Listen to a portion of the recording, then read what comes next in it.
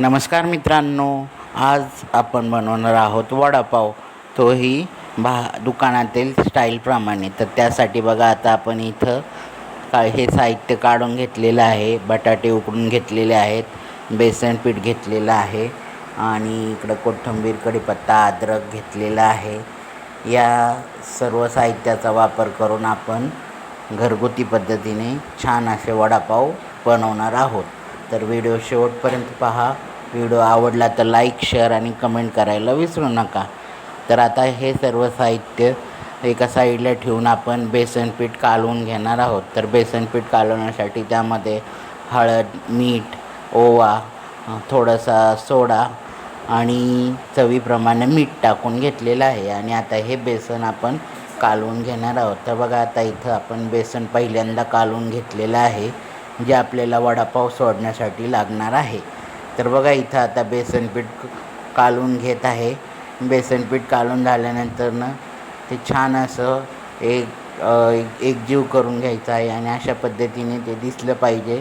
आणि वडापाव सोडताना तुम्ही ते पातळ वगैरे बघू शकता, त्याप्रमाणे करू शकता. तर बघा, आता याच्यात थोडंसं पाणी टाकून थोडं पातळ केलेलं आहे. अशा रीतीने आपलं हे बेसन पीठ रेडी झालेलं आहे. आता हे साईडला झाकून ठेवायचं आहे. आणि मग आता आपण नंतर बटाटा मसाला तयार करून घेणार आहोत. वडापावमध्ये जो मसाला असतो तो आता आपण तयार करून घेऊया. तर बघा, इथं आता ते साईडला ठेवलेलं आहे बेसन कालवून. आणि आता आपण करतो आहेत बटाटे मसाला. तर त्यासाठी पहिल्यांदा बटाटे मी सोलून घेतलेले आहेत. हे बघा, इथं आता बटाटे जे आपण उकडून घेतले होते त्याची सर्व साल काढून आपण घेणार आहोत. तर बघा, इथं आता हळूहळू एक सर्व आपण बटाट्यांची साल काढून घेतलेली आहे. बटाट्यांची साल काढून घेतल्यानंतर सर्व बटाटे असे एका ताटामध्ये जमा करून आपण त्यांना मॅश करून घेणार आहोत. तर बघा, इथं आता आपण हातानेच मॅश केलेलं आहे, त्यामुळं बटाट्याला चव चांगली येते. तर बघा, इथं आता मसाला तयार करायला घेतलेला आहे. तर कढई ठेवलेली आहे. थोडंसं तेल टाकून आपण आता बटाट्याचा मसाला तयार करून घेणार आहोत. तर बघा, इथं तेल टाकलेलं आहे. जिरे वगैरे टाकून घ्यायचे आहेत. मोहरी टाकून घेतलेली आहे. त्याच्यामध्ये आता आपण टाकणार आहोत थोडासा कढीपत्ता आणि जे वाटण आपण हिरवी मिरचीचं केलेलं आहे ते टाकणार आहोत. तर बघा, हे आता टाकलेलं आहे आणि याला थोडंसं परतून घ्यायचं आहे. त्यानंतर त्यामध्ये थोडीशी हळद टाकायची आहे. आपण हळद टाकून घेतल्यानंतरनं आपण त्यामध्ये धने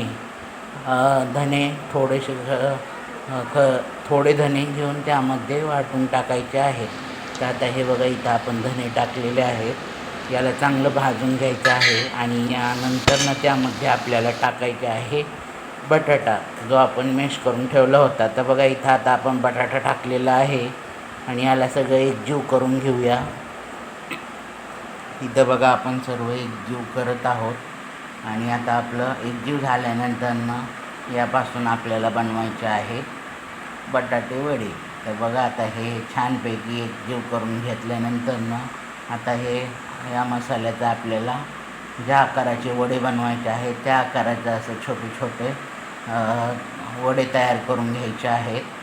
आता हे एवढे तयार झालेले आहेत. हे एवढे तयार झाल्यानंतर आपण यांना बेसन पिठामध्ये टाकून नंतर तळून घेणार आहोत. तर चला, आता जेवढं झालेलं आहे ते आता आपण पहिले तळून घेऊया.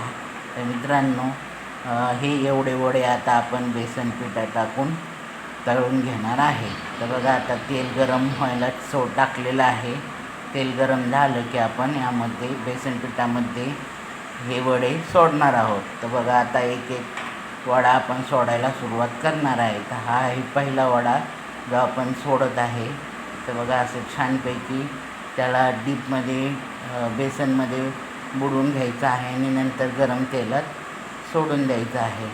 तर बघा, अशा रीतीने सोडलेलं आहे. आणि याच्यामध्ये आपण सोडून झाल्यानंतर त्याला असं खरपूस असं छानपैकी तळून घ्यायचं आहे. तर बघा, हे वड्यांचा आकार तुम्हाला कळला असेल कसा आहे. कलर देखील टेक्स्चर चांगला आलेला आहे. तर बघा, आता छानपैकी तळून झाल्यानंतर ना आपण आता वडापाव प्लेट तयार करणार आहे. तर बघा इथं आता एवढे वडे तळून झालेले आहेत आणि तळून झाल्यानंतर ना असा कलर आलेला आहे. तर बघा हे एवढे वडे तळलेले आहेत. आता आपण त्यानंतर ना आपण थोडे मिरची भाजून घेऊया. तर बघा आता इथं आपण आता मिरची टाकलेली आहे तळण्यासाठी. मिरची तळून घेतो आहे. तर बघा इथं मिरची तळेपर्यंत तुम्ही कोणाला आत्तापर्यंतचा वडापाव आवडला ते नक्की कमेंट करून सांगा आणि काही चुकत असेल तर ते पण सांगा. तर बघा आता इथं वडापाव आम्ही पाव घेतलेले आहे आणि त्याच्यामध्ये वडा घेतलेला आहे आणि ही हिरवी मिरची. तर हा झालेला आहे आपला तयार वडापाव. तर आता आपण शिवमला देऊ आणि शिवमकडनं त्याची रिॲक्शन घेऊया की कसं झालेलं आहे वडापाव. तर वडापाव छान झालेला आहे असं सांगत आहे. तर हा व्हिडिओ तुम्हाला कसा वाटला कमेंट करून नक्की सांगा. Bye bye.